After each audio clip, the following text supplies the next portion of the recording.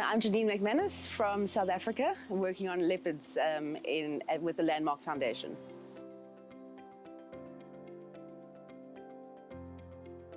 So leopards are an interesting species. It's one of the last free-roaming top predators in South Africa. South Africa is quite fenced off, so you still get lions and cheetahs and hyenas, but they're restricted to protected areas. Leopards don't stay into confined areas with fences, and so understanding what they do in and outside of protected areas makes them really fascinating. Leopards are so secretive and shy. That's like their secret to success in many ways. So it's difficult to know these details, but they're far more social than people realize. So although they're solitary, they have very important social cues which drive them.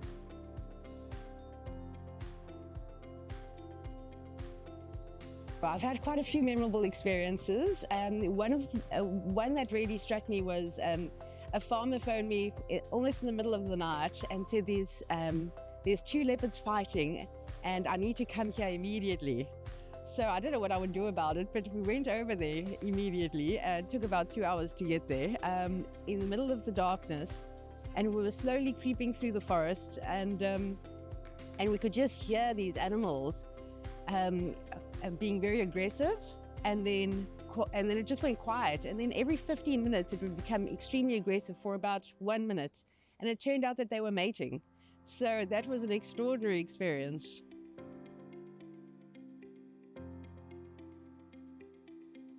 So we've had a couple of success stories. There's a lot of conflict with people and leopards in South Africa. And I mean, we've been able to rescue 73 leopards by collaborating and working with landowners and finding solutions to increase coexistence in even production landscapes where the conflict often stems from. So we've been able to expand wildlife-friendly habitats in areas that are quite typically devoid of biodiversity by doing that. So that's quite an important aspect.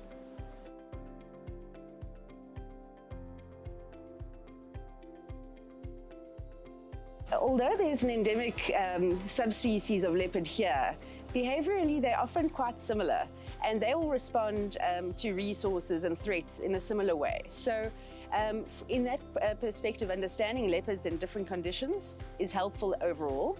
How to monitor leopards, especially because they're so secretive and shy, it's useful to exchange ideas on technologies that are available and translate that into a real-world system here in Sri Lanka, which isn't necessarily the same as in South Africa, but also just finding methods and tools, especially in different conflict scenarios. Our conflict scenario might be more in a livestock production setting, whereas here it might be more in the tea plantations. And so although they seem quite different, there's a lot of similarities between those two. So there's a lot of information to share.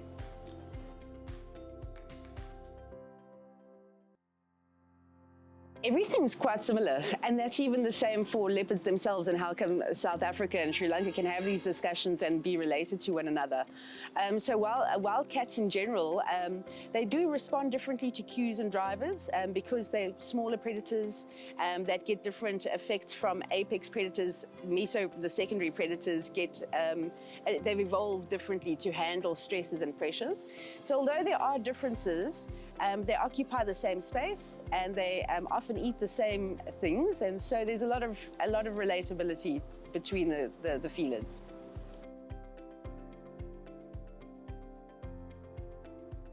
So climate change is a very big concern for species overall. I mean, this year is another year that's going to be some of the record-breaking weather conditions, extreme heat, raging fires. And so yes, like all species, leopards are definitely affected by climate change, losing habitat, being forced out of forests. And of course, the other things that cause climate change, like deforestation. So their habitat is being fragmented and lost. And in more dry areas, water becomes a difficulty. Their prey starts disappearing. So global climate change is a major factor.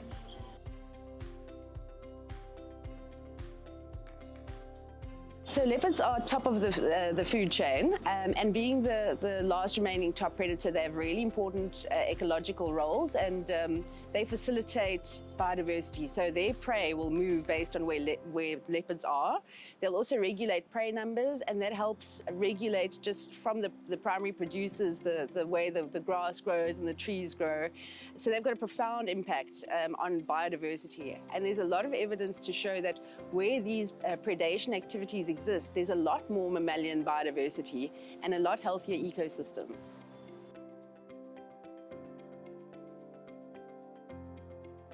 Well, tourism's got great models of how it's played a really crucial role in facilitating a viable economic solution, especially in more rural areas and the people that are confronted with living with wild animals. And so there's evidence to show that people that have they don't only benefit from an intrinsic value of having that animal around, but also an economic value. And so that's the translation that becomes quite important in a real-world solution, and that can take quite a crucial step between linking people and wildlife. There are very good examples in South Africa. You know, in some cases that really struck me that's quite exciting is that property owners might be close to a national park, and so the border of that national park will edge out, and so you've got a bigger space for these wild animals, and these wild animals can traverse over this property as well, and having a lodge or a restaurant in this area can create an income and allow more space for these wild animals. So that's just one model. There are several others, but there's a lot of ways that tourism can play a very valuable role to expand the much needed conservation efforts.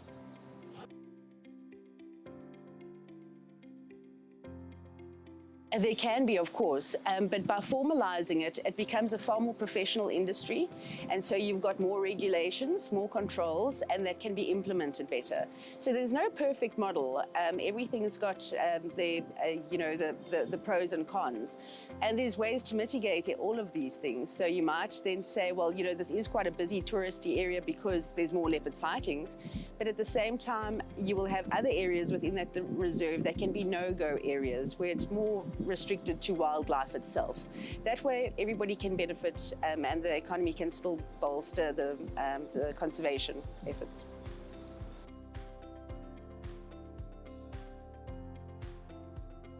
Especially sitting here in the middle of Colombo, what can I do here?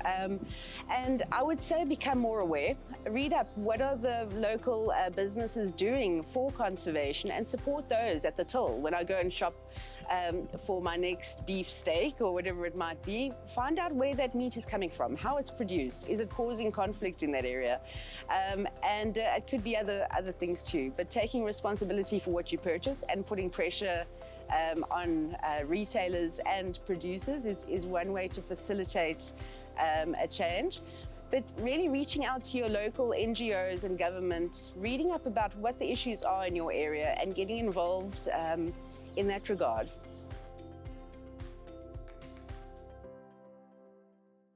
For National Leopard Day, I must say Sri Lanka is an extremely valuable place for conservation as a big island.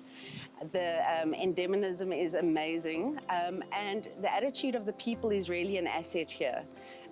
You know, there is a good tolerance, there's a real understanding and a resonation between the people and the respect of life. And that's something that's really encouraging to see. And so I guess just keep on that track and keep up communications with local research-based information. And I can't wait to see how the leopard story unfolds in Sri Lanka.